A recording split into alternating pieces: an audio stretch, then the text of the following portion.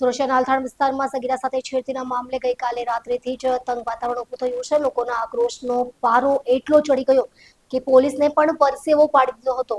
Reconstruction દરમિયાન સમગ્ર બનાવમાં લોકોનો ગુસ્સો ફૂટી ગયો હતો। સૂત્રો પાસેથી મળતી માહિતી અનુસાર અલથાણમાં રહેતી સગીરા સાથે છેડતીના બનાવ બાદ ગઈકાલે રાત્રે જ ઉત્તેજિત લોકોએ આરોપીને ઘેરી લઈને તેને માર માર્યો હતો। લોકોએ આરોપી તરફ પથ્થરના મારા અને ટપલી દાવ પણ કર્યા હતા। પોલીસે રાત્રે જ ગુનો દાખલ કરીને આરોપીની ધરપકડ કરી લીધી હતી।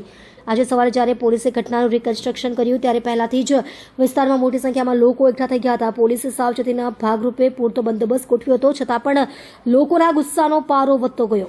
ઉત્તેજિત લોકોએ હાય હાય પોલીસ, હર્ષ સંઘવી હાય હાય તેમજ ન્યાય આપોના સૂત્રોચ્ચાર કર્યા હતા। લોકોનું એક ટોળું એટલું બેલગામ થઈ ગયું હતું કે તેઓએ આરોપીને પબ્લિકને સોંપવાની માંગ કરી હતી। લોકોના રોષ અને આક્રોશ સામે પોલીસની હાજરી વચ્ચે મહા મહેનતે આરોપીને સલામત પોલીસ સ્ટેશન ખસેડવામાં આવ્યો હતો।